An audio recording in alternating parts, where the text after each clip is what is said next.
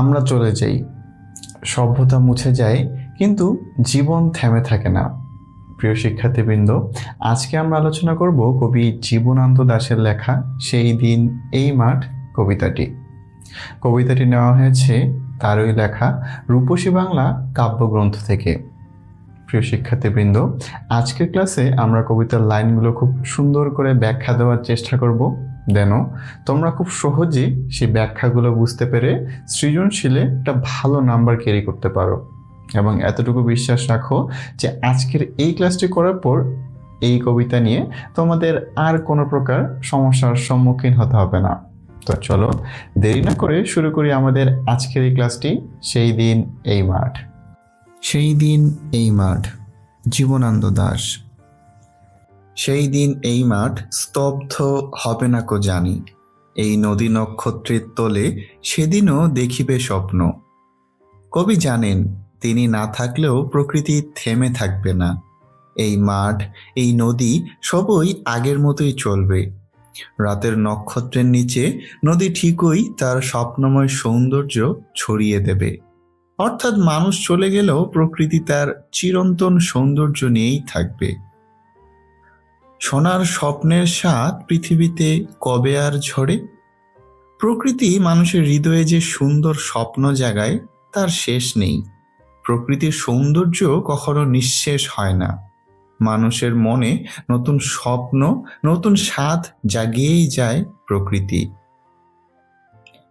আমি চলে যাব বলে চালতা ফুল কি আর ভিজিবে না শিশিরের জলে, নরম গন্ধের ঢেউয়ে? কবি বলেন, আমি না থাকলে কি প্রকৃতি থেমে যাবে? চালতা ফুল কি আর শিশিরে ভিজবে না? তার সেই নরম সুবাস কি হারিয়ে যাবে? না, প্রকৃতি আগের মতোই তার সৌন্দর্য বজায় রাখবে। এখানে প্রকৃতির চলমানতা এবং মানুষের ক্ষণস্থায়িত্ব খুব সুন্দরভাবে উঠে এসেছে।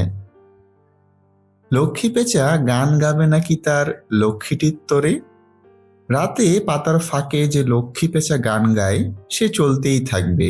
কবি না থাকলেও সে তার প্রিয় সঙ্গী বা স্বজনের জন্য গান গাইবে। অর্থাৎ প্রকৃতির প্রাণী জগতও তার নিজস্ব নিয়মেই চলতে থাকবে। সোনার স্বপ্নের স্বাদ পৃথিবীতে কবে আর ঝরে? প্রকৃতি মানুষের মনে যে সুন্দর আশা আর স্বপ্ন জাগিয়ে তোলে তা কখনো শেষ হবে না। প্রকৃতির সৌন্দর্য মানুষকে চিরকাল অনুপ্রাণিত করবে। চারিদিকে শান্ত বাতি, ভিজে গন্ধ, মৃদু কলরব, খেয়া নৌকোগুলো এসে লেগেছে চোরের খুব কাছে। চারিদিকে প্রকৃতি শান্ত পরিবেশ, ভেজা গন্ধ, হালকা শব্দ আর খেয়া নৌকার আশা, সব মিলিয়ে এক অপূর্ব সন্ধ্যা বা রাতের দৃশ্য গড়ে উঠেছে। এটি প্রকৃতির নির্মল, শান্ত, কবিময় পরিবেশের ছবি। পৃথিবীর এইসব গল্প বেঁচে রবে চিরকাল। অর্থাৎ প্রকৃতির প্রতিটি ছোট ঘটনা, গন্ধ, আলো, শব্দ, নদীর স্রোত, নৌকার আগমন, এসবই যুগ যুগ ধরে থাকবে। মানুষ চলে যায়, কিন্তু প্রকৃতির গল্প চিরন্তর। এশিরিয়া ধুলো আজ, বেবিলন ছাই হয়ে আছে।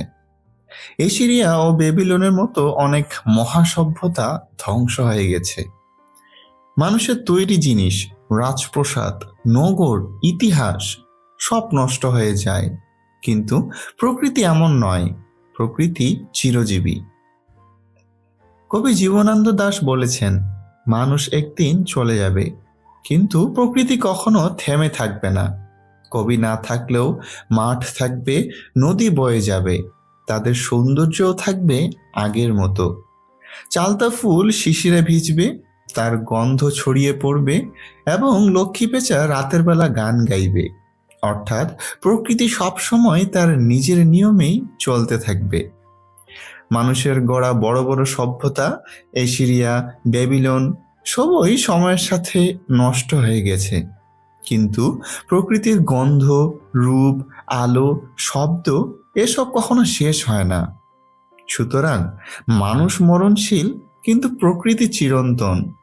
প্রকৃতি মানুষের মনে নতুন স্বপ্ন জাগিয়ে যাবে চিরকাল। কবিতাটি কেমন লাগলো জানাতে ভুলবে না। চ্যানেলটি সাবস্ক্রাইব করে কমেন্ট সেকশনে তোমার এসএসসি ব্যাচ জানিয়ে দাও। এতে করে তোমাদের জন্য আরও নতুন ক্লাস নিয়ে আসতে আমাদের সুবিধা হবে। চ্যানেলে নবম ও দশম শ্রেণীর গল্প ও কবিতার উপর আরও অনেক ক্লাস দেওয়া আছে, সেগুলো এক এক করে দেখে ফেলো। দেখা হচ্ছে নতুন কোনো ক্লাসে। সে পর্যন্ত ভালো থাকো, সুস্থ থাকো, শিখতে থাকো। আল্লাহ হাফেজ।